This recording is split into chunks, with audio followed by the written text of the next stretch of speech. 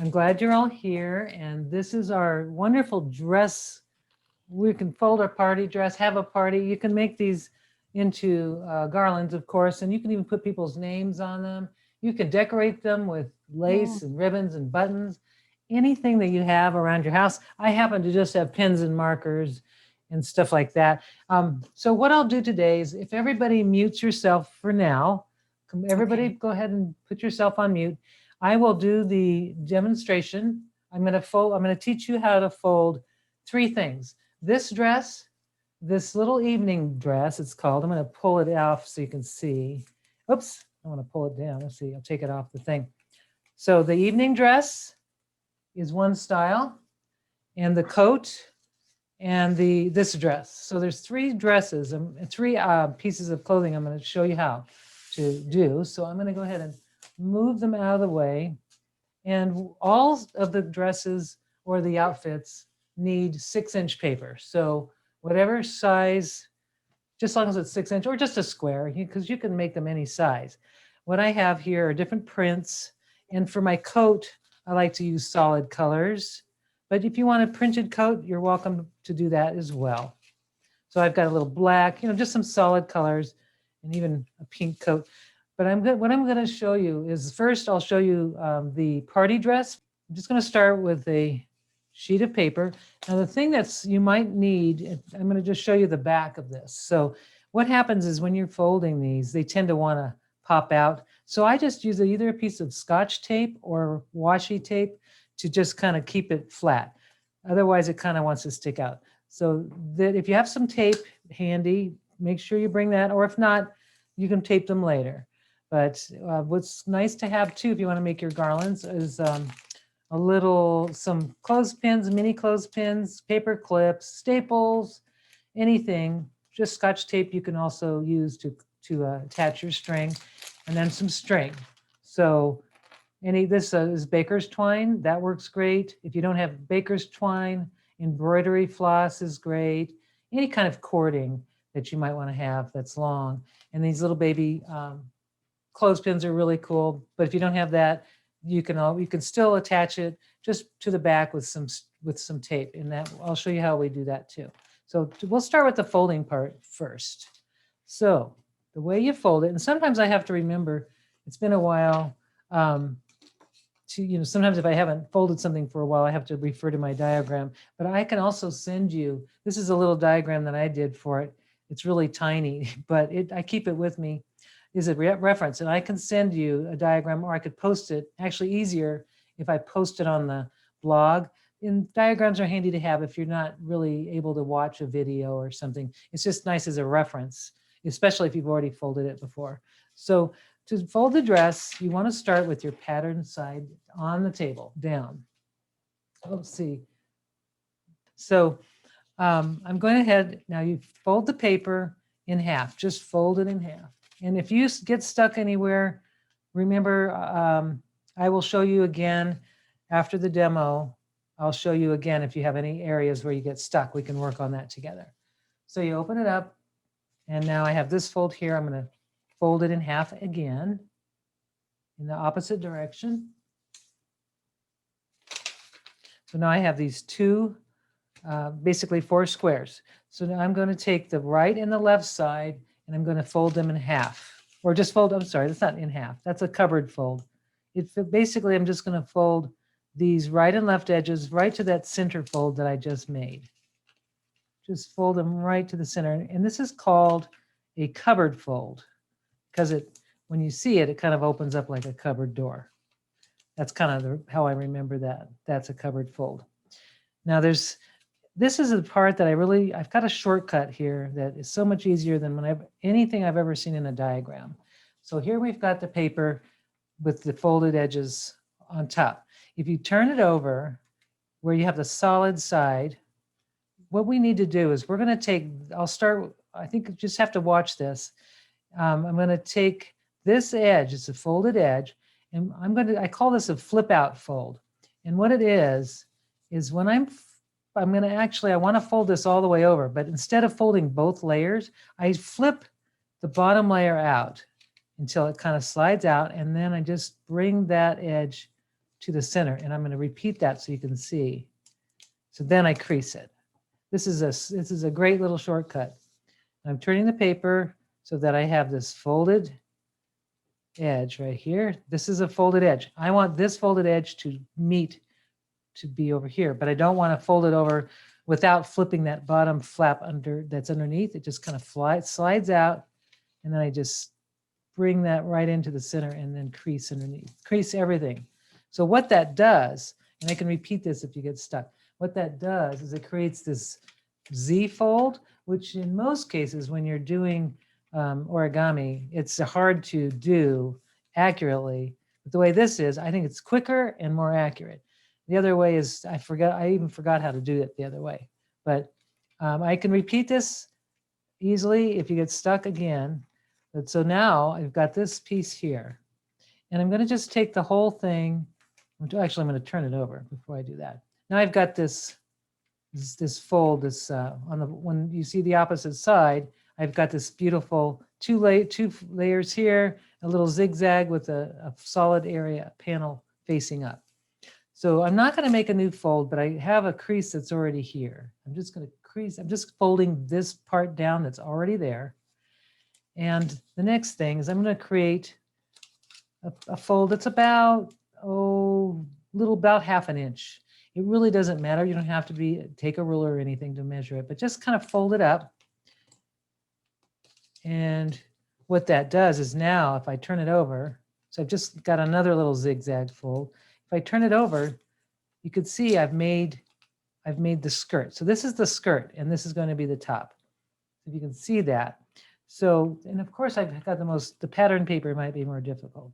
But what I need to do is flare out the skirt on both sides. And I'm going to do that by, if I hold the paper, just hold the whole thing down. I hold everything down except I take this bottom left, and I'm just going to kind of pull. I don't want to tear it, but I'm just going to kind of pull it out. And while it's out, I'm going to flatten it into this flared out. I just flatten it until it's flared out. And I do this on the other side. I'm just going to take the right side, gently pull. Sometimes you have to kind of move that paper that's in here. I'm just going to flare it out. I've just basically created that flare on the skirt. So I do the next step is to turn it over. And when I turn it over, I've got some other things to do, which are kind of fun. So I'm going to I've got the skirt, I've got the little top, so I've got to start constructing things. But I also have a neck part. So I'm just going to turn this around so that the flared part is facing away from me, and I have this little area here I need to do some folding. So I'm going to take the little corner here on the left, that's on the top layer, just folding it to the center. And I'm also going to take the bottom little corner flap and fold that. So what I have is I've just kind of created a pre-fold. I'm opening it up, and I'm going to just open it up, and I'm going to get my fingers in there. And I'm going to take this fold, I'm not making new creases, I'm just reversing or basically going on the existing crease I just made. And I'm just going to make a point. And it actually, and when I fold it backwards, it's now kind of like a little square shape on top. I've kind of created this shape. You can see that I folded it backwards, but that's similar to how the crane is done, but instead it's on this part. So the next step is to fold this little loose corner, goes right to that edge that I just folded back on both sides. I'm going to take these little corners and I'm going to fold so you can see it's like this. Now, I'm going to turn it around just to show you, even though we have more to do on this side. But you can see kind of that the dress is starting to take form. I've just made the neck part. We've got the skirt. So now we just need to get the waist and the sleeves. So that's basically, wanted to just show you the progress. So the next step, and this one's really interesting to do, try to show on a diagram. It's very, very difficult, but in a video, it's much easier. What you want to do is you want to fold. If you take the left side, which is the sleeve side, take the whole thing and just fold it over. But you'll notice when you're folding it that if your thumb should be inside this skirt area that seems to want to lift up, and that's okay. What you want to do is press, fold, and crease everything down, but don't crease this part yet. You're creasing everything. You can see my fingers just kind of holding this top part in place. And what I'm going to do is just take this, and I'm just going to take my finger, and I want to make this fold kind of at an angle. But I want this edge to stay snug to the side, and I'm just going to bring my finger and just draw it down so that it makes an angle, if you can see that. And I want to do the same thing on the other side.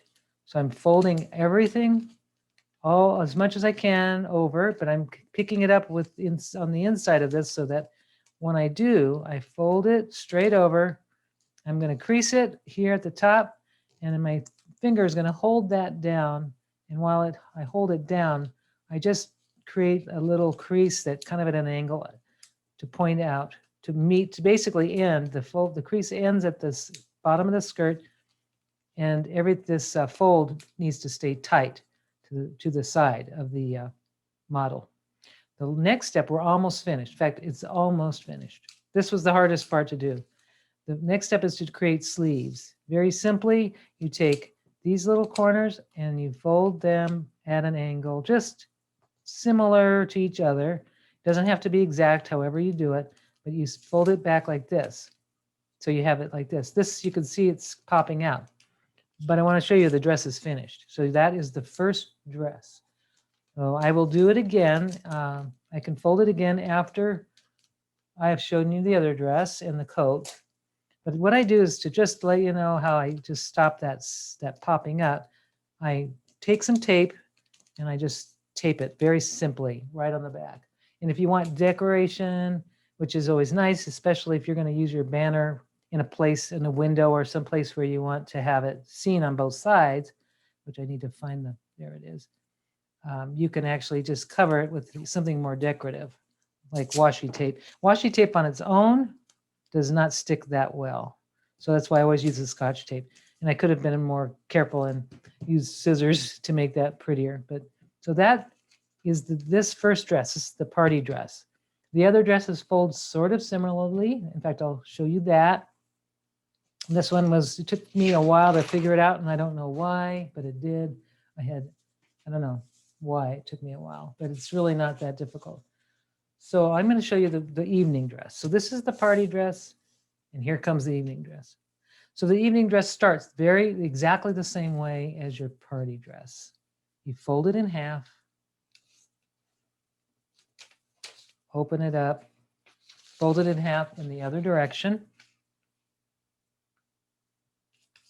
open it up, do the cupboard fold to the center, to one crease, the vertical crease, just cupboard fold on both sides. And you're also going to do the flip out fold that I showed you, which is taking the folded edge and flipping it out, flipping that bottom part out before you just park it right into that center area, center crease, and then crease everything. Same with this, which is the folded edge. As I pick it up, as I lift it, that bottom edge comes out, and that edge comes to the center. So that is that. So that's where it stops. Well, it's pretty similar, but this is where we start to go differently. So what I have now is I want to create a neckline, and this neckline is a little different than the other one. What I'm going to do is fold these little parts down, and the same thing as I did with the dress. I've got parts, even though I'm folding it down, that want to flip up, because what I want to do is I'll just start with both sides. I'm going to create I'm going to keep my fingers inside there, kind of crease this little edge down. You can see I'm just creasing this, creating a crease. Then this wants to flare out, which is great because that's what I want. And I'm going to flare it out to make kind of a nice little neckline. So you can see it was just basically by folding down and flattening, and I can just kind of manipulate that angle just by kind of rotating the paper a little bit. So that's one part. Now the other part, and I always forget, so I have to look at my diagram. What I need to do now is to make, oh no, I know what I need to do. This is where I always forget. So right now I'm going to narrow the dress already. I'm just going to narrow it by folding these edges right over this. So I'm just going to fold this edge. It kind of naturally wants to go there. And then I'm going to fold this edge right to the center, just kind of as far as I can go. There we go. So now I've got that part done. And when I turn it over, you can see the neckline is already kind of coming together. Here's our dress. So we just need to shape it. So the neckline's pretty done. Then what we need to do is determine the part of the bodice. I don't know if that's the right word. I'm not a sewer, but the part that's not the skirt, but the blouse or the bodice or whatever you call it.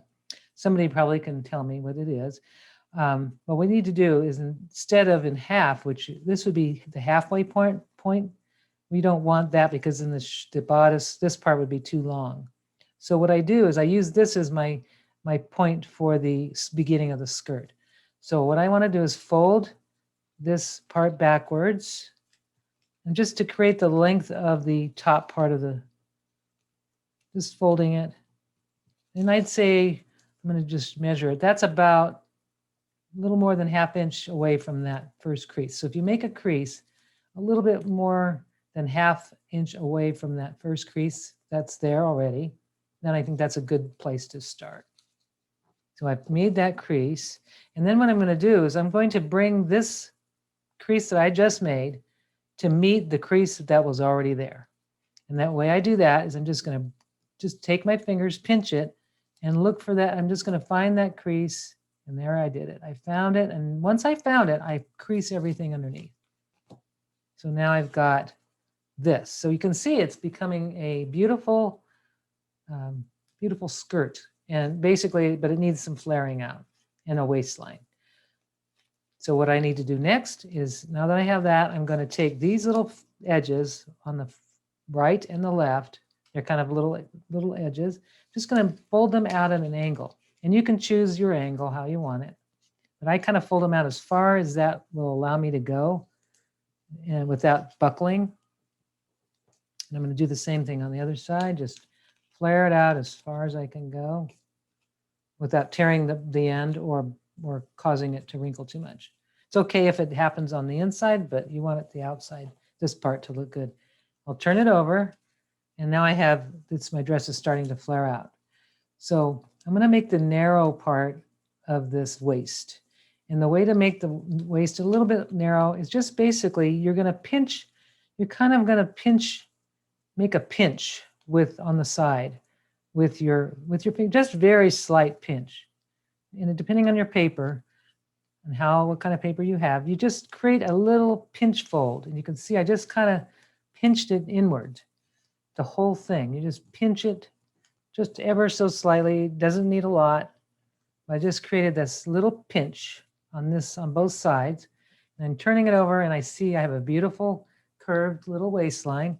And the very last thing now is to take these little flaps on the inside and make those come out. So now I have this gorgeous flared out little evening dress with a nice little neckline, and there's ways to change the neckline. I'll show you later. This is, at least I want to show you. In fact, I'll put it on the back of a solid piece so you can see how that looks.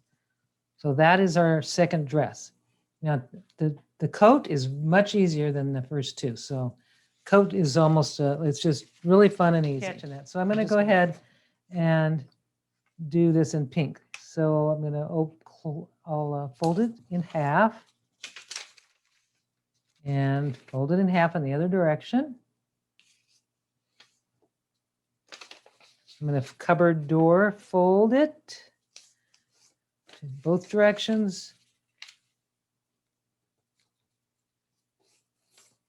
I'm going to take the top part and fold it to this little center part. If you can see that crease, I'm just going to fold this one edge to that crease.